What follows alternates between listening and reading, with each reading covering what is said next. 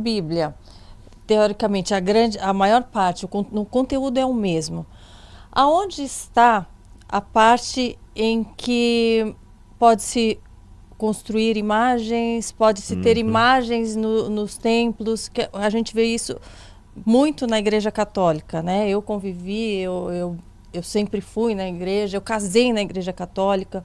Então, antes eu via tudo aquilo, eu não tinha o entendimento. Quando eu passei a ler a Bíblia, para mim ficou claro de que eu não deveria ter aquelas imagens na minha casa, em que eu não deveria ter no templo que eu frequento. Mas qual é a explicação lógica, embasada na Bíblia, de que aquilo está tudo bem, que aquilo faz parte, né, do que Deus pede para nós? Eu não encontrei isso. Entendi. Eu vou te dar a resposta em 3 níveis. E eu perguntei para um padre, o padre me explicou da seguinte... Fale você primeiro. Não, por favor, pode ir lá. Ele falou, olha, mas a gente coloca lá, a gente não está lá venerando, estamos lá para a nossa lembrança de pessoas que seguiram a Deus, de que foram exemplos de um ser humano em que a gente pode se inspirar. Mas a gente não deve se inspirar exatamente em Deus. Em Deus, em Jesus? A explicação, por isso que eu falei que é em 3 níveis, eles fazem uma diferença entre venerar e adorar. Isso. No catecismo diz que as imagens não são para ser adoradas, mas veneradas. Mas quando a gente está de joelhos ali pedindo, interceda por mim, se eu posso falar diretamente com o Pai, porque eu vou pedir para alguém interceder e estar ali no meio? Para mim, não parece... Não faz sentido. Eu vou te dar uma explicação oficial da igreja e por que eu discordo respeitosamente dela. Nessa questão do venerar e adorar, eles vão dar a seguinte argumentação para você, mas eu respeito, mas discordo. A questão é o seguinte, você às vezes não coloca no celular lá a foto de sua família? Você não está adorando, está venerando. É uma forma de lembrar da sua mãe e tal, saudade, olhar lá as fotos na capa do WhatsApp, do celular, a gente coloca às vezes assim, né? Para eles é isso. Então, quando eu vejo aquela imagem ali, está me remetendo a algo superior. Na igreja ortodoxa, é até interessante. Eles usam apenas ícones. Eles não usam imagens de gesso. Se você for uma igreja lá na Turquia, por exemplo, alguma igreja cristã na Grécia, essas igrejas ortodoxas, eles têm umas imagens até feias, porque eles falam que o objetivo da imagem não é ser um fim em si mesmo, ela não pode ser bonita. Agora, por que eu discordo muito respeitosamente disso? Eu discordo pelo seguinte, a Igreja Católica ela tem uma coisa a favor dela. Ela não alterou o texto bíblico ao longo dos anos. Porque se a Igreja Católica tivesse alterado o texto bíblico ao longo dos anos, essas coisas não estariam proibidas na Bíblia até hoje, porque antes de surgir o protestantismo, em 1517, os rolos da Bíblia ficavam com padres e judeus maçoretas da Idade Média. Sim. Se eles houvessem mudado, hoje a gente teria visto a mudança principalmente pela papirologia, então eles não mudaram. E por que não mudaram? Aí que tem a questão. Você terminou sua pergunta com uma expressão baseado na Bíblia. Não existe na tradição católica essa expressão baseado na Bíblia. De uns tempos para cá, muitos católicos estão se voltando para o estudo da Bíblia, mas isso de um tempo para cá, ou mais propriamente a partir do Concílio Vaticano II, quando você tem lá o documento Dei Verbum, que é sobre a Bíblia Sagrada. Antigamente a gente ia na igreja, não entendia nem o que eles estavam falando, né? Exatamente. É tudo em latim, né? Acabou isso. Então, mas do Concílio Vaticano II, de 64 para trás, a igreja não precisava da Bíblia para basear as doutrinas dela, os ensinamentos dela, por uma questão muito simples. Ela tinha a autoridade papal. Uma dos dogmas católicos é o que o Papa fala ex cátedra, que em latim significa aquele que ele fala sentado na sua cadeira de pontífice. Ele é o vicarius filii Dei. Gente, então não precisa. A esposa dele está aqui. Ele fala assim com essas palavras difíceis em casa também? Nossa! Tem que ter um aplicativo tradutor assim? Mas eu explico fácil. Esse ex cátedra é o seguinte, da cadeira. Então, o vicarius filii Dei, que fica substituto do Filho de Deus, é um dos títulos papais. Então, o que ele fala sentado na cadeira de papa é como se fosse o próprio apóstolo Pedro inspirado por Deus falando. Então, se o papa decretar amanhã na cadeira dele que todo católico tem que vestir preto, virou doutrina da igreja. Virou lei. Quando Martinho Lutero, em 1517, levanta contra a igreja, uma das coisas que ele levanta contra a igreja, além das indulgências, era justamente essa autoridade papal que colocava a palavra do homem acima da palavra de Deus. Por isso que o lema da Reforma Protestante era sola Scriptura, só a Bíblia. Sola Scriptura, sola gratia, sola fide. Só a Escritura, só a graça, só a fé. E, curiosamente falando, isso estava profetizado que aconteceria na Bíblia. Então eu vou mostrar na Bíblia para você por que tem imagem de escultura na Igreja Católica, mesmo a Bíblia Católica proibindo isso. Sim. Aqui, E alguém até já me falou, mas depois tem uma parte que fala em que no templo haviam imagens de anjos. Isso é então verdade. pode ter de anjos, não pode ter de santos, então acaba entrando em Isso é verdade, só né? que tem uma questão. Lá por isso que eu falo, se for para ilustração, tudo bem. Eu não teria problema de ter uma Bíblia ilustrada. Aqueles anjos que estavam ali no tabernáculo, fundidos de ouro e desenhados também nas paredes, eram para ilustrar o que queria dizer.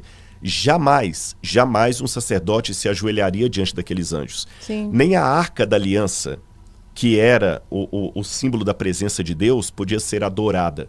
Tanto é que Deus colocou a arca dentro do santuário e no lugar santíssimo. E o único que podia entrar diante da arca, onde tinha esses anjos, era o sumo sacerdote uma vez por ano. Então o povo não ficava vendo esses anjos. Sim. E o dia que o povo cometeu a besteira de querer fazer uma procissão com aquela arca para levá-la como um amuleto para vencer os filisteus, encostou lá, eles perderam a guerra, a arca foi roubada e foi um vexame, porque Deus mostrou, não é essa a função. Não era. Agora, olha que interessante. A Bíblia fala no livro de Daniel. O livro de Daniel foi escrito no 6º século antes de Cristo. E o livro de Daniel, ele trazia profecias do que ia acontecer com o povo de Deus em todas as épocas até o fim dos tempos. E no livro de Daniel, capítulo 7, ele fala de 4 animais que representavam 4 grandes impérios que haveria sobre o mundo. Isso foi se cumprindo ao pé da letra. O primeiro animal representava a Babilônia, o segundo a Medopérsia, o terceiro a Grécia e o quarto representava o Império Romano. E Daniel coloca que em determinado momento do Império Romano, desse quarto animal, esse Império Romano se juntaria com o povo de Deus, mas para macular o povo de Deus e perseguir os fiéis do povo de Deus. E o Apocalipse dá mais detalhes disso, e o apóstolo Paulo também, quando fala de uma grande apostasia que viria antes da volta de Jesus. Apostasia é uma palavra grega que significa desvio da fé, quebra da aliança. A gente pode falar da aliança, quebra da aliança. E uma das coisas que Daniel diz que esse animal faria seria o seguinte, Daniel capítulo 7, versículo 25. Diz assim na sua versão. Viu? Então vocês perguntaram, Bíblia católica, Bíblia de crente, e tem a Bíblia da Karina Bach aqui também. Eu tenho certeza que um monte de gente vai querer qual a Bíblia que você usa para comprar uma igual, viu? Aqui diz assim, o verso 25, falando desse monstro simbólico, né, que era Roma, junto com o cristianismo. Ele falará contra o Altíssimo, oprimirá os seus santos e tentará mudar os tempos e as leis. Curioso que a palavra leis que aparece aqui no livro de Daniel não é lei no sentido secular da palavra. É a lei de Deus. Divina. É a mesma palavra que aparece no capítulo 6, quando os inimigos de Daniel falam o seguinte, eu tenho certeza que ele não fará nada contra o rei, a menos que seja uma coisa que esteja escrito na lei do seu Deus. É a mesma palavra. Então, esse poder cuidaria em mudar os tempos e a lei. Os tempos, a palavra idam em hebraico significa calendários. Tanto é que na tradução católica está assim, e cuidará em mudar os calendários e a lei. Roma, na sua forma pagã e na sua forma papal, mudou os calendários e a lei de Deus. Quer ver? É porque essa questão de Roma também é algo que ficou na minha cabeça. Eu vi tanto, né? A gente vê na história como foram perseguidos os cristãos, queimados, tarará, aquela loucura em Roma. E como de repente Roma se tornou, né, a base do cristianismo ocidental. Por que foi escolhido lá um lugar onde o povo foi caçado, queimado? Tudo isso aconteceu pela suposta conversão de um homem chamado Constantino.